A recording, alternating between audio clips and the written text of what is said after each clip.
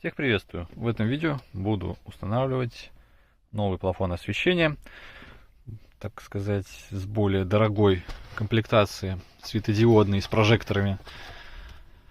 Казалось бы, просто взял, воткнул вместо старого новый и все. Но не тут-то было, тут есть свои нюансы. Значит, не так давно я менял светодиоды здесь. Так, еще. Конечно, в принципе, меня устраивает, но здесь еще нету отделения для очков. Поэтому решил все-таки купить. Этот комплект мне обошелся в Евроавто все вместе 6000 рублей. Плюс еще дополнительно куплены разъемы, но об этом чуть подробнее позже. Какие есть нюансы? Он вставляется, в принципе, как говорят, болт-он, но не будет работать автоматическое включение света при открывании дверей, при снятии с охраны. Короче говоря, нужно протянуть отдельно лин-шину. Это примерно то же самое, что кан-шина, только одним проводом. Менее скоростная. Короче, не вдаваясь в подробности, нужна лин-шина. Есть три варианта, которые могут встречаться. Значит, это первый вариант. Если машина 2011 года или начала 2012, там в центральное зеркало идет как раз таки эта лин-шина. Можно просто скрутку сделать, подкрутиться к этому проводу, и все, этого достаточно. Также, если есть штатная сигнализация, в которой есть датчики объема, которые вот где-то вот здесь находятся в плафоне, к ним тоже идет лин-шина, и можно также зацепиться параллельно к плафону. Если этого всего нету, машина после 2012 года, то нужно тянуть блок комфорта, который расположен в багажнике. То есть нужно, в принципе, через весь салон, скорее всего, через крышу, проще всего прокинуть провод под обшивкой. Но я все-таки до последнего надеюсь, что у меня лин этот есть в зеркале, потому что у меня автомобиль 2011 года. Вот, ну, сейчас покажу, как все это будет устанавливаться. Да, еще без компьютера тоже не активировать эту опцию. Нужно в 46-м блоке, там, короче, покажу, поставить одну галочку, поменять кодировку. То есть, вот, казалось бы, такая легкая задача, просто поменять плафон, но это же Volkswagen, ВАГ, и не все так просто. Ну что ж, приступим. Начинаем с отщелкивания этой накладки. Она, грубо говоря, просто на клипсах. Нужно будет поддеть и ее просто так вот снять на защелках. Теперь здесь имеется один винтик на Torx T25.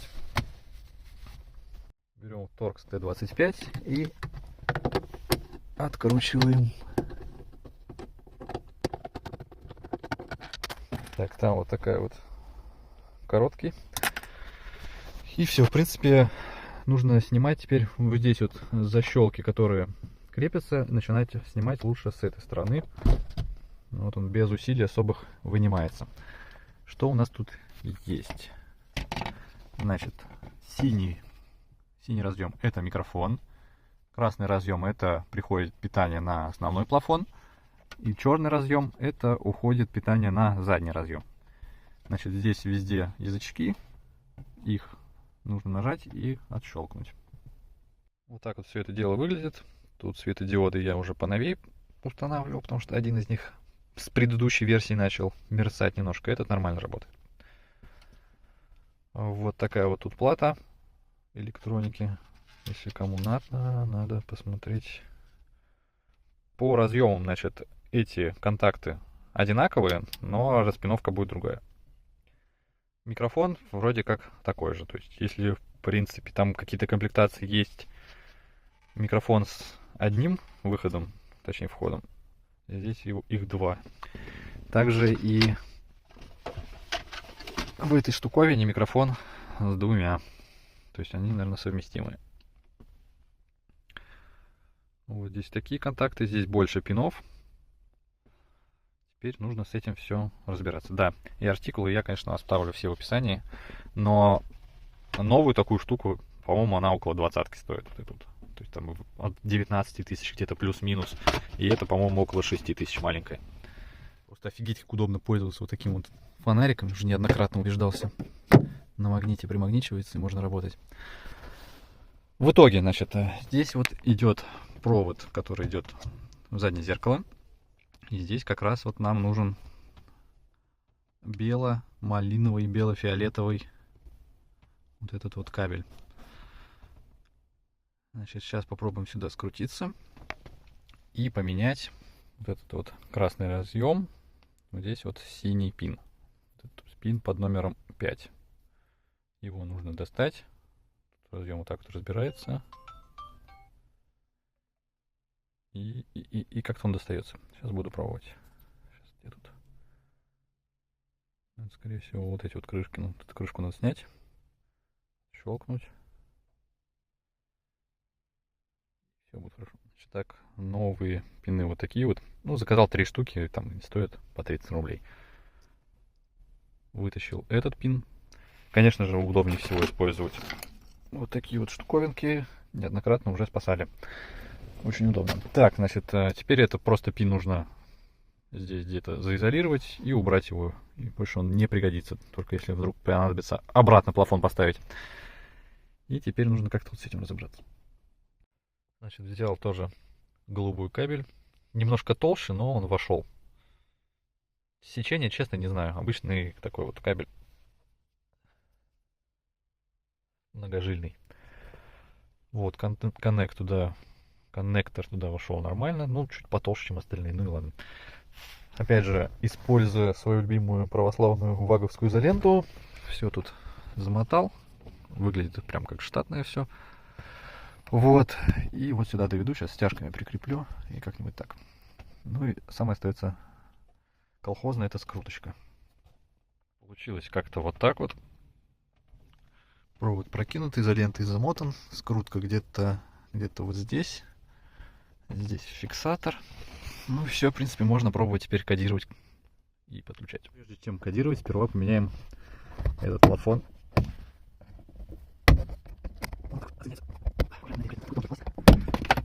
Все отлично. Так, и теперь этот плафон, по идее, должен как-то... Надо посмотреть видео предыдущее, как я его доставал. Я уже забыл. Где-то там были какие-то... Значит, вот здесь вот клипсы. Тоже поддевается и достается. Здесь, по идее, разъем столько же пинов, как и тут. Пинов. Вот, теперь сюда подключаем новый плафон. Для сравнения, как выглядит старый и новый плафон. И, в принципе, они одного и того же года выпуска. Этот плафон встает идеально в свое место. Теперь большой плафон. Так, ну, значит, все зажглось уже. Выключение света работает. Так, я еще ничего не кодировал. Так, вот эта функция, значит. Открываем дверь. Нет. Включаем. Так, работает. Включаем зажигание. Тухнет. Выключаем зажигание. Открываем дверь. Отлично. То есть, в принципе, даже кодировка не так уж необходима. Но на всякий случай сейчас посмотрю, что там компьютером. Теперь идем в блок комфорта. Это у нас номер 46.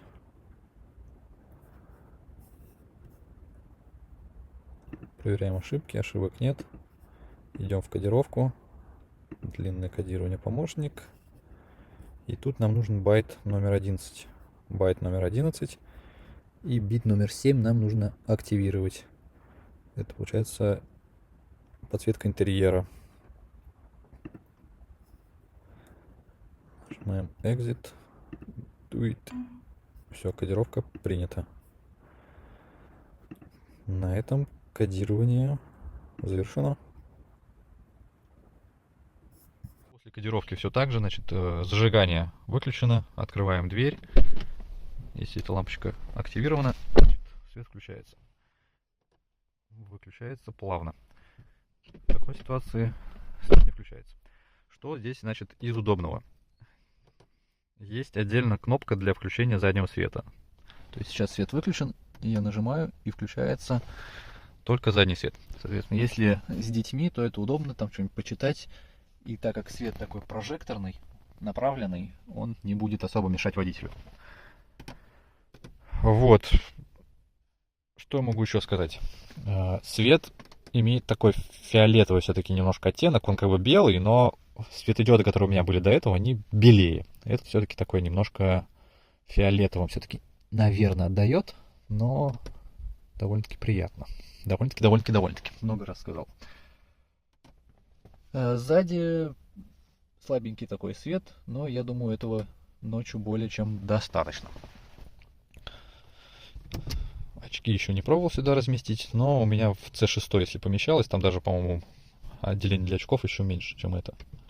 Наверное, мои очки туда поместятся, солнцезащитные. Проверил микрофон, микрофон работает, меня слышно. Значит, кодировка, не знаю, на самом деле, нужна, не нужна. Ничего, в принципе, не поменялось. Никаких ошибок из-за этого не было, то что этот плафон установлен нового типа. Поэтому, не знаю, возможно, ничего не стоило делать. На этом все. Значит, все артикулы, инструменты, все то, что я говорил, я постараюсь разместить в описании. Какие артикулы вот этих вот фонарей, мало ли кто-то тоже захочет себе такое поставить. Если что, я покупал в Евроавто, комплект, как я сказал, стоил порядка там 6000 рублей. Плюс эти пины стоили, я 3 штуки заказал, они стоили по 30 рублей. Ну что ж, на этом все. Спасибо за внимание, подписывайтесь обязательно, ставьте лайки, пишите комментарии. Всем пока!